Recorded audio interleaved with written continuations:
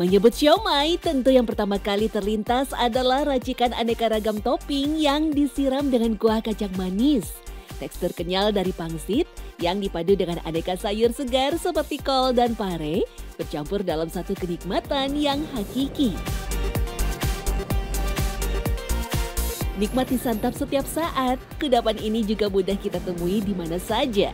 Dari siomay sepeda keliling, siomay kaki lima, sampai yang dijual di rumah makan ternama. Bahkan siomay diklaim sebagai salah satu jajanan terenak dan menjadi salah satu kuliner terlaris di Indonesia. Aku yang pasti harus ada telur, kol, siomaynya udah pasti, terus pare juga. Pokoknya si bumbunya tuh harus apa ya? Kalau orang Sunda mah bilangnya harus lekoh gitu. Medok, Sama yang enak itu menurut aku yang bumbu kacangnya enak, ada pokoknya lengkap semuanya. Kol semua, pare, terus kentang, pokoknya komplit semua. Harus ada semua. Harus ada semua. Lalu, apa sebenarnya yang menjadi kuncian utama di balik kelezatan siomay hingga bisa terus eksis selama puluhan tahun dengan komposisi yang nyaris sama? Kami bertemu dengan Pak Muthohar, pemilik usaha siomay Bu Fatma yang tak keberatan membagikan rahasia dapurnya kepada tim Secret Story. Menurut pria 59 tahun ini, kunci kelezatan rasa siomay adalah jenis daging yang dicampurkan bersama tepung sagu. Meski banyak yang memakai daging ayam, pemilik kedai yang telah berjualan 25 tahun ini memilih daging ikan tenggiri sebagai bahan baku utamanya. Menghabiskan sekitar 10 kg daging ikan untuk sekitar 1000 siomay, tenggiri dinilai dapat menghasilkan rasa khas dan aroma kuat pada adonan siomay. Ikan tenggirinya juga harus fresh ya, masih segar gitu. Jangan sampai ikannya sudah lama, sudah aroma kita bikin itu juga akan mempengaruhi. Bagian yang diambil adalah dagingnya aja. Itu kan kadang-kadang ada orang ambil kulitnya juga, itu nggak usah. Karena pertama juga warnanya juga jelek, terus kemudian kalau rasa mungkin masih terasa ikan tenggiri, tapi untuk mempengaruhi warnanya jadi gelap gitu kalau pakai kulitnya gitu. Selain itu, Pak Muthohar juga memakai labu siam ketika membuat adonan. Labu siam segar dikupas dan diparut, lalu diperas dan dibuang airnya. Baru setelah itu dicampur dengan daging ikan, tepung dan bumbu, lalu diaduk sampai kalis. Setiap 1 kg adonan ikan dan tepung sagu dicampur dengan 5 buah labu siam ukuran sedang. Ikan tenggiri itu nggak perlu digiling, dibejek-bejek aja itu, dikremes-kremes itu hancur gitu. Terus kemudian dicampur dengan labu siam. Penggunaan labu siam sebagai campuran adonan rupanya bukan tanpa alasan.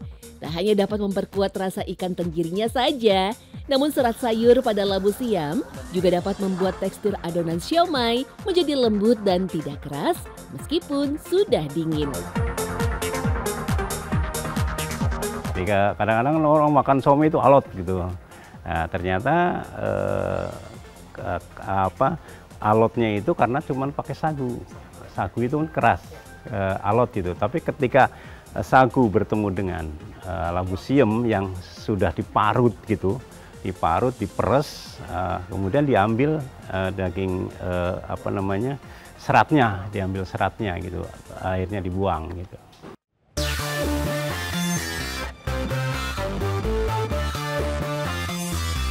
Hanya adonan saja, rahasia kelezatan siomay juga terletak pada bumbu kacang yang menjadi saus wajib. Meski setiap pedagang punya racikan masing-masing, Muthohar lebih memilih kacang tanah India sebagai bahan utama bumbu siram siomay.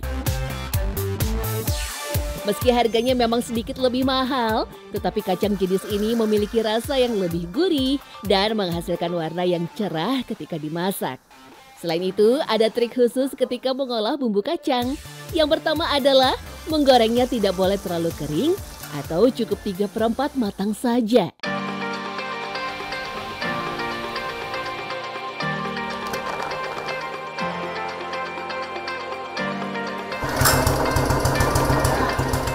Setelah itu, kacang yang masih panas harus segera digiling bersama cabai dan bawang putih agar keluar saripati minyaknya. Dalam sehari, warung ini menghabiskan rata-rata 10 kg kacang tanah hanya untuk keperluan bumbu saja.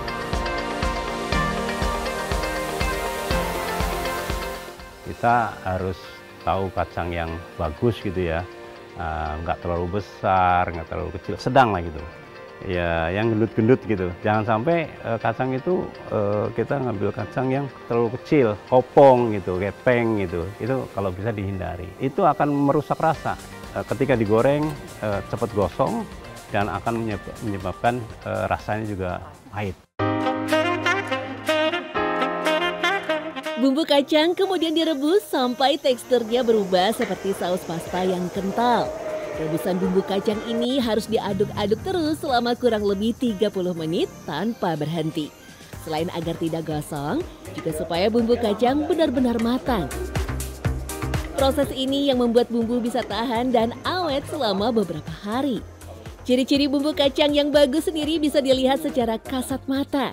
Warnanya coklat terang dengan sedikit aksen merah, sementara teksturnya kental dan mengeluarkan minyak di permukaannya. Selain garam, Mutahar juga menambahkan gula pasir untuk rasa manis dan gurih. Menurut dia, gula putih akan memberikan warna kuah yang lebih segar. Kalau gula merah itu akan mempengaruhi warna ya, warna dan rasa. Kalau gula pasir itu rasanya fresh. Kalau ciri khas bumbu gado-gado itu kan manisnya manis ini ya, butek ya, gula Jawa gitu. Kalau somai Batagor gulanya gula pasir. Selain siomay dan bumbu kacang, di sini juga memproduksi bahan pelengkap lain seperti kol rebus dan pare yang menjadi salah satu ciri khas siomay Nusantara. Meski hanya sebagai bahan tambahan, tetapi keberadaan kol gulung dan pare rebus mampu memperkaya sajian siomay secara umum. Pare dan kol itu komponen pelengkap ya. Jadi kalau nggak ada kol, nggak ada pare, itu animo pembeli itu kurang. Jadi ketika lihat buka gitu, cuman somai aja, pandangannya kurang menarik. Itu salah satunya untuk menarik itu kol sama pare gitu. Biasanya pare akan dipilih yang sudah tua karena teksturnya yang tidak mudah hancur. Sebelum direbus, pare juga direndam dengan air garam untuk mengurangi rasa pahitnya. Jadi pare itu satu buah itu kita potong 3 tuh, potong 3, kemudian buang bijinya sedikit, terus kita masukin itu adonan somai, terus kita bikin tuh dipercantik tuh pakai garpu tuh, jadi tampilannya menarik gitu, jadi kayak rambut gitu ya, kita tampilannya seperti itu. Untuk kol sendiri akan dipilih yang tidak terlalu muda dan memilih warna putih kehijauan. Selain warna yang cantik, rasa kol akan cenderung manis. Meski siomay telah menjadi makanan favorit masyarakat Indonesia, namun ada kisah panjang terkait asal-usul siomay. Makanan yang dikenal sebagai sumai di Tiongkok ini punya makna daging cincang yang dibungkus dengan kulit pangsit. Konon saat itu, ide membuat sumai tercipta secara spontan karena memanfaatkan bahan-bahan sisa yang hampir terbuang. Siomay itu berasal dari Tiongkok, berasal dari sebuah desa namanya Guangdong, ya. Itu siomay itu awalnya dari budaya-budaya peternak yang memanfaatkan daging-daging sisa yang hampir rusak, kemudian diolah kembali dengan menambahkan tepung lalu dibuat sedemikian kecil itu untuk dikonsumsi untuk banyak keluarga. Jadi diolah sedemikian rupa dalam bentuk yang kecil.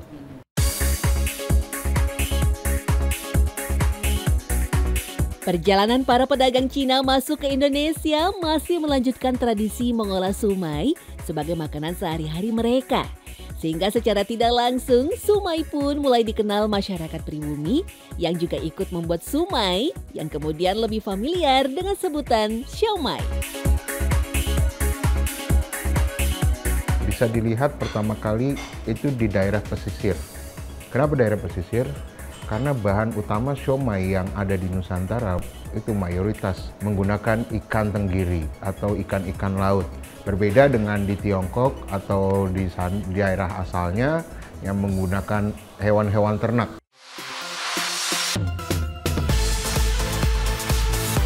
Selain pergantian bahan baku utama, rasa siomay Nusantara pun juga punya ciri khas tersendiri.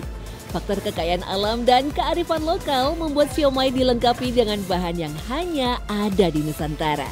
Dari aneka ragam topping sampai saus pelengkapnya. Dan siapa sangka, rupanya siomay hasil kreasi masyarakat Indonesia ini justru berhasil menciptakan cita rasa yang lebih nikmat dan sempurna.